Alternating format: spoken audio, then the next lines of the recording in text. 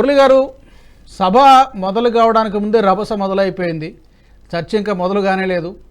Already రభస మొదలైపోయింది. రాజ్యాంగాన్ని ఏదో అవమానించారంటూ మాట్లాడుతున్నాయి విపక్షాలు.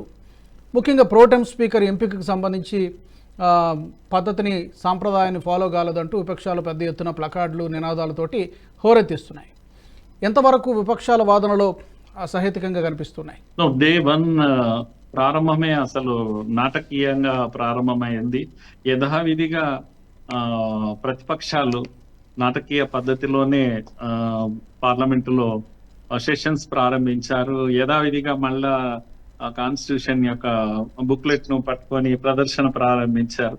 సో చాలా ఆందోళన కలిగిస్తుంది ఒక్కొక్కసారి చూస్తే. 18వ లోక్సభ మొదటి రోజు ప్రైమ్ మినిస్టర్ ప్రమాణ స్వీకారం పూర్తి కాకముందే నినాదాలు ప్రారంభమయ్యాయి. ఒకవైపు ప్రమాణం చేస్తూ ఉండగానే రాజ్యాంగ ప్రతులను చూపిస్తూ పెద్ద నాటకము ప్రదర్శన ప్రారంభమైంది. కనుక నోటంకి కాదు, సహమతి చెల్లేగా సదన్ అని చెప్పేసి ప్రైమ్ మినిస్టర్ గారు సందేశం ఇచ్చారు. కనుక డ్రామాలు కాదు, నినాదాలు కాదు, సహమతితోనే, అందరి సమ్మతంతోనే పార్లమెంట్ నడవాలి, చర్చల ద్వారానే పార్లమెంట్ నడవాలి, నినాదాలతో కాదు అనేటువంటి సందేశాన్ని వెరీ డే బిగినింగ్ లోనే, ఓపెనింగ్ సెంటెన్సెస్ తోనే ప్రైమ్ మినిస్టర్ గారు తన ఉద్దేశాన్ని బయటపెట్టారు. అపోజిషన్స్ కూడా తమ ఉద్దేశాన్ని బయటపెట్టాయి.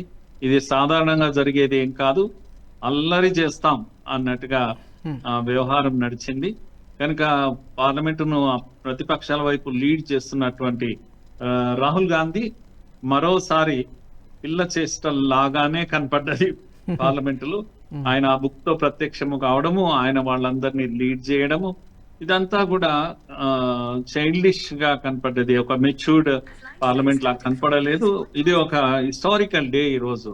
ఎందుకంటే స్వాతంత్రం వచ్చాక 90 ఏళ్ల పైగా మన పాత భవనం, అవే మన యొక్క బ్రిటిష్ చిహ్నమైనటువంటి పార్లమెంట్ భవనంలో జరిగాయి. కొత్త భవనంలో, కొత్తగా ఎన్నుకోబడ్డటువంటి ప్రభుత్వం, 18వ లోక్సభ నూతన భవనంలో మన దేశం, మన మట్టిలో, మన కష్టంతో కట్టుకున్నటువంటి పార్లమెంట్ ప్రారంభం కావడంతోనే ఇలాంటి నినాదాలు, ఇలాంటి హంగామా, ఇలాంటి దీంతో ప్రారంభం కావడం చాలా దురదృష్టకరము.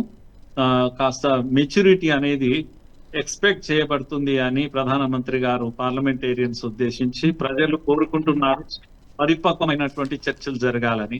కనుక చూడాలి, ఇప్పుడు మనం వేచి చూడాలి ఎలా ఉంటుంది అనేది. రాజుగారు, ఓకే, ఈ వీడియో మీకు నచ్చినట్టయితే లైక్ చేయండి, 10 మందికి షేర్ చేయండి. అలాగే కామెంట్ల రూపంలో మీ అభిప్రాయాలను మాతో పంచుకోండి. Nationalist hub group of channels ను సబ్స్క్రైబ్ చేసుకుని తెలుగునాట జాతీయవాద జర్నలిజాన్ని ప్రోత్సహించండి. ఈ వీడియో కింద ఉన్న బెల్ ఐకాన్ పై క్లిక్ చేయడం మర్చిపోవద్దు.